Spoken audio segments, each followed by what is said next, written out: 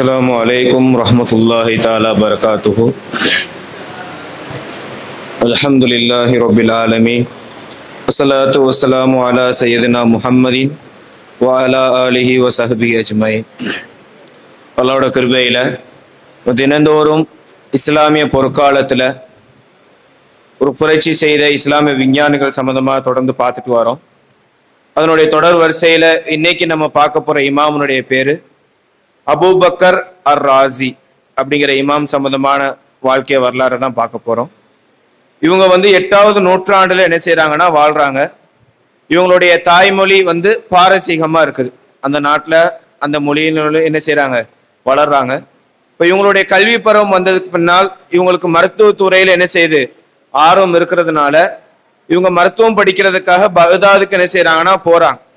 போய் நல்ல முறையில படிச்சதுக்கு அப்புறம் இவங்களுடைய அந்த திறமை என்ன செய்யுது அப்படின்னா, இவர்கள் ஏற்கனவே பிறந்து வளர்ந்த அந்த தாய் நாட்டுக்கு தெரிஞ்சு அங்க உள்ள ஆளுநர் என்ன செய்யறாங்க அப்படின்னா, இவர் அவங்களுடைய நாட்டுக்கு அழைச்சு இவங்க தலைமையில ஒரு மருத்துவமனை என்ன செய்யறாங்கன்னா கொடுக்குறாங்க. அது நடந்துகிட்டே இருக்கையில அந்த விஜயருக்கு, அந்த நம்ம முன்னாடியே சொல்லியிருந்தோமா, அந்த ஆளுநருக்கு என்ன செய்யறாங்க அப்படின்னா, இந்த இமாம் 2 புத்தகங்கள் என்ன செய்யறாங்கன்னா பரிசா கொடுக்குறாங்க. அதாவது 2 புத்தகங்கள் என்ன செய்யறாங்கன்னா அந்த மன்னர்கிட்ட கொடுக்குறாங்க, ஆளுநர்கிட்ட. ஒரு புத்தகம் ஆன்மீகம் சம்பந்தமான புத்தகம் கொடுக்குறாங்க. இன்னொரு புத்தகம் கித்தாபுல் மன்சூரின்னு சொல்லப்படக்கூடிய மருத்துவம் துறை சார்ந்த எழுதப்பட்ட ஒரு புத்தகத்தை என்ன செய்யறாங்க அப்படின்னா, அந்த ஆளுநருக்கு என்ன செய்யறாங்க, இந்த இமாம் பரிசாக என்ன செய்யறாங்க கொடுக்குறாங்க. இப்ப இந்த புத்தகம் என்ன செய்யப்படுது, கித்தாபு மன்சூரிங்கிற இந்த புத்தகம் மிகவும் பிரபலியமாகுது. அது மூலியமா தான் இவங்களுடைய புகழ் என்ன செய்யப்படுதுன்னா சுற்றியுள்ள எல்லா நாட்டுக்கும் தெரியுது. ஏன்னா அந்த புத்தகத்துல மருத்துவம் துறை சார்ந்த எல்லா கேள்விகளுக்கும் என்ன செஞ்சிருக்கிறாங்க, இமாம் பதில் சொல்லியிருக்கிறாங்க. இமாம் அது சம்பந்தமான ஆய்வுகள் எழுதியிருக்கிறாங்க. இப்ப இந்த செய்தி யாருக்கு போகுது அப்படின்னா, பகதாதனுடைய கலீஃபாக்கு என்ன செய்யுது, அவங்களுடைய காலத்துல அந்த சமகாலத்துல வாழ்ந்த பகதாதனுடைய கலீஃபாக்கு போகுது. இப்போ பகதாதனுடைய கலீஃபா என்ன செய்யறாங்க அப்படின்னா, இவங்களுடைய திறமையை பார்த்து திருப்பி என்ன செய்யறாங்க, இவங்கள பகதாதுக்கே கூப்பிடுறாங்க. கூப்பிட்டு புதிதாக ஒரு மருத்துவமனை கட்டி அதை என்ன செய்யறாங்க அப்படின்னா இவங்களுடைய தலைமை பொறுப்புல என்ன செய்யறாங்க கொடுக்குறாங்க.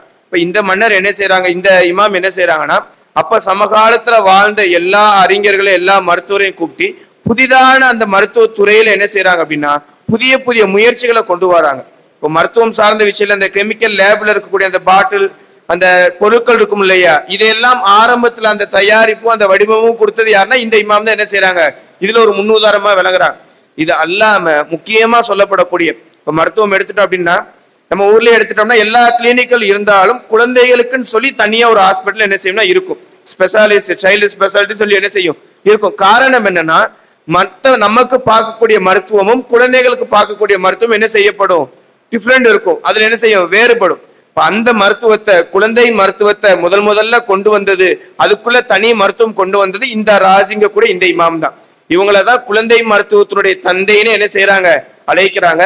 இது அல்லாம மகப்பேரனுடைய பெண்கள் இருப்பாங்க இல்லையா, கர்ப்பிணி பெண்களுக்கு அவங்க சார்ந்த மருத்துவ விஷயம் என்ன, அவங்களுக்குள்ள நோய்கள் என்ன வரும், அவங்களுக்கு பிரச்சனைகள் வந்தா அதை எப்படி சரிப்படுத்துறது, இது சம்பந்தமான எல்லா மருத்துவ விஷயங்களையும் ஆராய்ச்சிகளும் என்ன செய்யறாங்க, இந்த இமாம் தான் என்ன செய்யறாங்க, அதனுடைய ஆராய்ச்சிகள் எல்லாம் எழுதுறாங்க.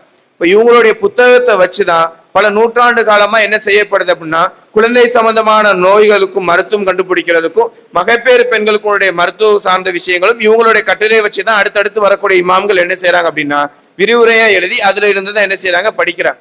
இப்ப இந்த இமாமுடைய பெரிய ஒரு முக்கிய விஷயம் என்ன அப்படின்னா, இவங்க மருத்துவத்துறையில இருக்கக்கூடிய இவங்க கரெக்டா என்ன செஞ்சிருக்காங்கன்னா இருந்திருக்காங்க. இப்ப நம்மளே பாக்குறோம் இல்லையா, எத்தனையோ ஹாஸ்பிட்டல்ல மாத்தி ஊசி போட்டுட்டாங்க, எத்தனையோ போலியான ஆட்கள் இருக்கிறாங்கன்னு சொல்லி எவ்வளவு வளர்ந்துருச்சு, நாடு வளர்ந்துருச்சு, டிஜிட்டலா ஆயிருச்சு, எல்லாருக்குமே கார்டு இருக்குது, எல்லாருக்குமே முத்திரை இருந்தாதான் என்ன செய்யப்பட முடியும், அக்ரிமெண்ட் பட்டம் இருந்தாதான் டாக்டரை இருக்க முடியும்னு இருக்கக்கூடிய இந்த காலத்துல பல்வேறு போலி ஆட்கள் இருக்கிறாங்க இல்லையா. இப்ப இதே போல இவருடைய காலத்திலயும் போலி ஆட்கள் இருந்தாங்க. ஆனா இவங்க துறையில ரொம்ப தெளிவா இருந்தனால இவங்க ஒரு சமூக ஆர்வலரா என்ன செஞ்சிருக்காங்க, இருந்திருக்காங்க. இதனால என்ன செஞ்சாங்கன்னா, அந்த இவங்க வாழக்கூடிய அந்த நேரத்துல நாட்டுல யாரெல்லாம் போலி டாக்டர்லாம் இருப்பாங்களோ அவங்க எல்லாம் நேரடியா போய் இவர் என்ன செஞ்சிருக்காரு அப்படின்னா தாக்கி அவங்களை அந்த பணியில இருந்து நீக்கியிருக்காங்க. யாரெல்லாம் போலி டாக்டரா போலியான மருந்துகளை யாரெல்லாம் கொடுக்குறாங்களோ அவங்களெல்லாம் என்ன செஞ்சிருக்கிறாரு, இவர் நீக்கினது மட்டும் இல்லாம மருத்துவர்களை தரம் பிரிச்சு என்ன செஞ்சிருக்காங்கன்னா வச்சிருக்காங்க. இப்ப நம்ம பார்த்தோம்னா ஒரு கிளினிக் தான் போட்டிருக்கோம், பொதுன்னு தான் போட்டிருக்கோம். அங்க நீங்க ஸ்கின்னுக்கு போனாலும் பார்க்கலாம். சில பேர் அந்த அந்த டிபார்ட்மெண்ட்ல இருக்க மாட்டாங்க, இருந்தாலும் பேஷண்ட் வந்துட்டாங்கன்னு சொல்லி என்ன செஞ்சிருவோம், நம்ம பார்க்கக்கூடிய இந்த சூழ்நிலையில இந்த இமாம் அந்த காலத்துல எப்படி இருந்திருக்காங்க அப்படின்னா, எல்லா டாக்டருக்கும் இவங்க போய் செக்கிங் பண்ணியிருக்காங்க. அவங்களுக்கு என்னென்ன தெரிஞ்சிருக்கு, அவங்க எந்த துறையில என்ன செஞ்சிருக்கிறாங்க, ஸ்பெஷலிஸ்டா இருக்கிறாங்க, இவங்களால எது எதுக்கு மட்டும் மருத்துவம் பார்க்க முடியும்னு சொல்லி விளங்கி அதை மக்களுக்கும் அறிவு செஞ்சு, இந்த மருத்துவர்கிட்ட நீங்க இதை மட்டும் பார்க்கறதுக்காக போனா போதும், இந்த மருத்துவத்துக்கு இதைத்தான் பார்க்க போனா போதும். அப்போ ஒரு அம்மை நோய் இருந்துச்சு, அந்த அம்மை நோய்க்கு என்ன கிடையாதுன்னா அப்ப மருந்து கண்டுபிடிக்கப்படல. ஆனா சில போலியான டாக்டர் என்ன செஞ்சிருக்காங்க, மருந்து கண்டுபிடிக்கப்படின்னு சொல்லி சொல்லி பார்க்கக்கூடிய நேரத்துல இந்த இமாம் என்ன செஞ்சிருக்கா அப்படின்னா, பகிரங்கமா மக்கள் கிட்ட எந்தெந்த நோய்க்கெல்லாம் மருந்து கண்டுபிடிக்கப்படலையோ அந்த நோயெல்லாம் சொல்லி, இந்த நோய்களுக்கு என்ன செய்யப்படுறது இல்ல, மருந்து கண்டுபிடிக்க போறது இல்ல, அதனால இதுக்கு யாரும் என்ன செய்ய வேணாம், யாருக்கிட்டையும் போய் ஏமாற வேணாம்னு சொல்லி அப்போ உள்ள அந்த டாக்டர்ல என்ன செஞ்சிருக்காங்க அப்படின்னா தரம் பிரிச்சு கொடுத்துருக்காங்க.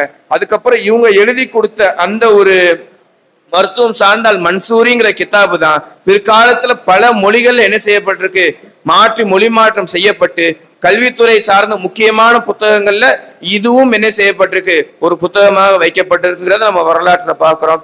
வல்ல இறைவன் முன்னோர்கள் எப்படி ஒரு சமுதாயத்துக்கு எடுத்துக்காட்டாக வாழ்ந்தார்களோ அதனை போன்றும் நம்மளை வாழக்கூடிய தௌஃபீக்கை தருவானாக. அஸ்ஸலாமு அலைக்கும் ரஹ்மத்துல்லாஹி தஆலா பரகாத்துஹு.